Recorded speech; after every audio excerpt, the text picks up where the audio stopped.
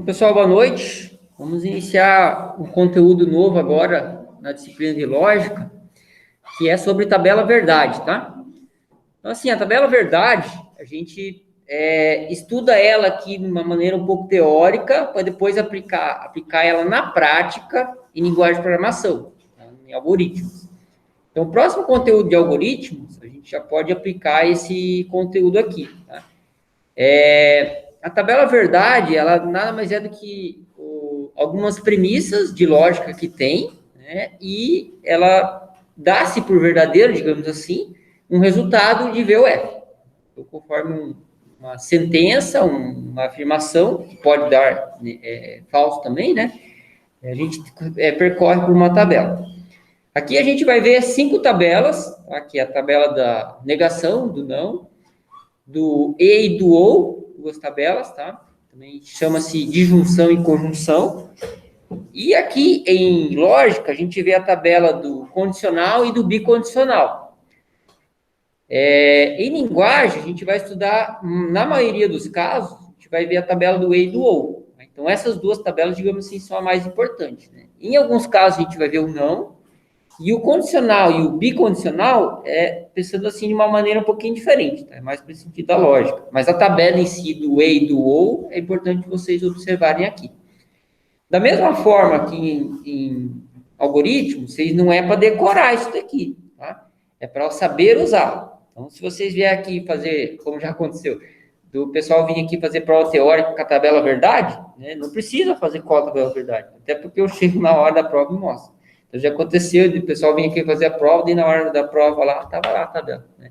Você tem que saber usar, não é para decorar. Igual o algoritmo que eu falo, tá? Então, a primeira tabela que está aparecendo aí para vocês, né, é a tabela do não. Do não, lembrando, né, que tem aqui os 2 símbolos que a gente usa, né, que é aquele do tecladinho, né, que tem uns que usam para emoji, né, aqueles 2 olhinhos assim, né, com olhar desconfiado, e também usa o tio, né. Em alguns casos, vocês vão ver em alguns, de repente, em outro livro de lógica, outro livro de algoritmo, ele usa a palavra não mesmo, tá? Para negar. Em vez de usar aqui, em vez de usar o símbolo, ele usa a palavra não, tá? Mas todos têm o mesmo sentido. Quando na tabela tiver assim um P, ou então também tem um Q, também poderia ter R, ele quer dizer de sentenças, tá? O que é sentença? Lembra de uma frase, uma proposição, que ela pode ser verdadeira ou não, tá? Então, vou dar um exemplo aqui, ó. Não sei se consegue enxergar a cor dessa caneta, quem está de casa. Alguém consegue enxergar e me dizer? Que cor que está aqui? Azul. Azul? Muito bem. Então, aqui essa caneta escreve na cor azul, certo, pessoal? Concorda? Essa daqui é uma afirmação verdadeira, né? Agora, se eu for negar essa afirmação, o resultado vai ser falso, né? Então, vamos pensar assim, a minha afirmação é verdadeira, a negação da afirmação vai ser falsa. E o contrário, se eu falar que essa caneta aqui escreve na cor vermelha, falso ou verdadeiro? Falso. E a negação do falso vai dar verdadeiro. Tá? Então, o que eu falo, não é para você decorar a tabela, você vai saber usar ela. Isso aqui é lógico, né? A negação é só negar a verdade, digamos assim. Se é uma falsidade, você vai negar a falsidade, vai dar uma verdade. Entendeu? Então, esse é o sentido da tabela aqui, da negação.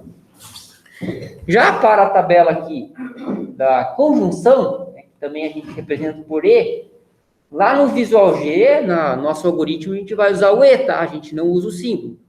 Mas o conceito da tabela aqui, daí ele usa o circunflexo aqui, né? O acento circunflexo.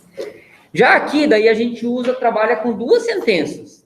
Poderia trabalhar com 3, com 4, né? Mas a gente vai sempre trabalhando de 2 em 2. Então, vamos fazer o seguinte.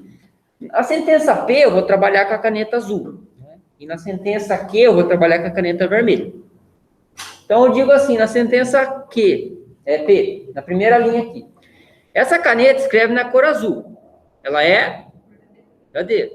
E esta caneta escreve na cor vermelha. Verdadeiro, né? Então, 2 coisas verdadeiras com E, vai dar que resultado? Verdadeiro. Está aqui na tabela, né? E está aqui na nossa tabela. Agora, vamos fazer o seguinte. Essa caneta escreve na cor azul. É? Verdade. E esta caneta escreve na cor verde. Falso, né? Verdadeiro e falso vai dar o quê? Vai dar falso. Tá? Então, são as formas da gente fazer a sentença, tá? Fazendo a sentença com as duas, pode ser uma frase, pode ser uma expressão, a gente analisa se uma é verdadeira e outra falsa e junta com o E. Tá? Essa é a tabela verdade do E. Entendido até aí? Pode perguntar, Rui. Você fez a verdadeira primeiro e a falsa depois, daí ela se torna falsa ou faz? No E, tanto faz. Né? Vamos fazer que nem aqui, ó. A primeira vai ser falsa, tá? Então, esta caneta escreve na cor roxa. Falso. E esta caneta escreve na cor vermelha. Verdadeiro. Então, falso e verdadeiro vai dar? Falso. Aqui. A regrinha vai ser essa. Isso. Falsa, vai ser falsa. Exatamente. Na tabela verdade do E, se der um falso, é falso. Porque se fosse uma frase, ele ia continuar sendo falso, né? Exatamente. A primeira caneta escreve roxa, a segunda caneta escreve azul. Por mais que a segunda caneta escreva azul, o resultado final é falso. Porque existe um falso no meio. Isso. Já na tabela verdade do OU, né, é um pouquinho diferente. Só de analisar a tabela aqui, a gente vê assim, ó. No E, se tiver um falso, é falso. Né? No OU é o contrário. Se tiver um verdadeiro, é verdadeiro. Certo? Então, vamos lá. Esta caneta escreve na cor azul. E esta caneta escreve na cor vermelha. Verdadeiro ou verdadeiro vai dar? Verdadeiro. O resultado. Agora é outra. Esta caneta escreve na cor azul. E esta caneta escreve na cor verde. Verdadeiro ou falso vai dar? Verdadeiro. Aqui. Então, é um pouquinho, é o contrário da tabela do ou, né? Só que ela continua tendo um falso também. Quando que vai ser falso? Quando ambas forem falsas. Né?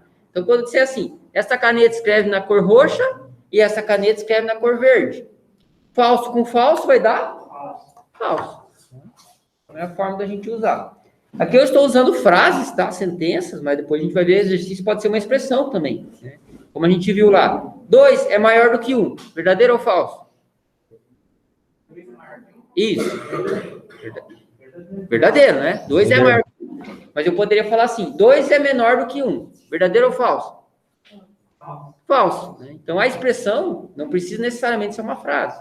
Pode ser uma expressão lógica. Verdadeiro ou falso também. Então, professor, é só ficar na cabeça que E, se tiver um falso, é falso. E no V, no ou, né, ter um verdadeiro, é verdadeiro. Exatamente. Isso aí. Se tiver esse pensamento, vai brilhar. Aí, pessoal, essa tabela aqui, as duas, né, na verdade, condicional e bicondicional, como eu falei, a gente usa pouco ela na lógica de programação, na linguagem de programação. Mas na lógica a gente tem que estudar, pelo menos aqui, a teoria dela. Tá? Então, aqui a gente diz que o condicional, a gente pode dizer se, então, tá? Então, tem a sentença P e Q da mesma forma. Quando que ela vai ser verdadeira? Olhando para a tabela do condicional. Quando ambas sentenças forem verdadeiras, né? Ou quando ambas sentenças forem falsas, ou quando a segunda sentença for falsa. Se você olhar essa tabela aqui, ela já é mais difícil, se você se olhar por decorar, já é mais difícil, né? E para criar uma lógica, também é mais difícil também. Que nem o Mário falou ali, que eu tinha comentado também. Na tabela verdade do E, se tiver um falso, é falso. Certo? Ela vai contra a regra das anteriores. Exatamente. É bem o contrário aqui, porque não tem uma regra específica. Vai ter que ser olhando pela tabela mesmo. Tá? Então, a gente diz se P, então Q, só que esse se P a gente tem que olhar se é verdadeiro ou falso com o Q, né? Mas ele só vai ser falso, digamos assim, se a primeira é verdadeira e a segunda é falsa. Aí é só pensar na segunda, né, professor?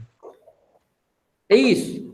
Porque, assim, a condicional e a bicondicional, eu já não cobro muito em linguagem por isso, né? Porque eu tenho que olhar a tabela. Eu mesmo não sei. E já na bicondicional, né? Fica um pouco mais fácil para a gente ver lógica, tá? mas também não quero que decore. Então, na bicondicional, o que acontece? Eu olho se os valores são diferentes, vai dar falso. E se os valores forem iguais, vai dar o quê? Verdadeiro. Mais ou menos como um sinal de positivo e negativo, né? Então, sinais iguais, positivo. Sinais diferentes, negativo. Muito bem lembrado isso daí. Então, pessoal, nessas tabelas aqui, né, a gente viu 5, em lógica tem até mais outras tabelas, matemática discreta, tem uma disciplina que se chama matemática discreta. Se alguém for fazer um dia ciência da computação, né, ou bacharelado em informática, tem essa disciplina na grade. Daí tem muito mais situações de segmento assim. Mas, para nós, em termos de programação, de algoritmos, né, aquelas duas tabelas do E e do O aqui, são as mais importantes para nós. Como eu falei, é aquelas que a gente pode seguir uma lógica, não precisa decorar, né, e a gente vai fazer alguns exercícios em algoritmos com aquelas duas tabelas ali. Agora, para a gente complementar aqui o conteúdo teórico, né, de lógica computacional, sempre a gente vai usar uma expressão lógica para determinar entre um e ou condicional bicondicional. Tá? Esse conteúdo aqui, ele fazia parte da disciplina de linguagem, ele foi desmembrado, né, porque na grade anterior foi criada essa disciplina de lógica, né? Tanto que na apostila essas tabelas estão lá, acho que foi até a Sheila que perguntou, né? Então, o conteúdo em si para a gente abordar, para a gente estudar teoricamente, é em lógica. E daí lá na prática a gente aplica ele em algoritmos. Então, lá a gente vai usar esses símbolos aqui em algoritmos, tá? E, ou, não. Né? Esse daqui a gente já não usa, não tem a expressão lá para a gente usar. E se a gente for fazer os exercícios teóricos aqui, a gente tem que seguir uma certa hierarquia. Tá? Sempre resolvam-se da esquerda para a direita. Primeiro se resolve-se o não. Depois o E e O, eles têm a mesma prioridade. Tá? Então, E e O é a mesma prioridade, só que se resolve de 2 em 2. Se tiver E e O, resolve primeiro o E, depois o O. Da esquerda para a direita. E também, por último, se tiver a condicional e bicondicional. Então, essa é a hierarquia. Assim como a gente tem a hierarquia das operações, né, matemáticas, né, mais, menos, multiplicação, divisão, assim por diante, a gente tem também aqui dos operadores lógicos. Tá? Essa aqui é uma parte importante para vocês fazerem. Eu vou fazer uma explicação aqui de como ficaria o exercício, tá? Mas eu vou fazer na sequência. Vou só encerrar essa gravação aqui, aí eu faço depois aqui uma outra.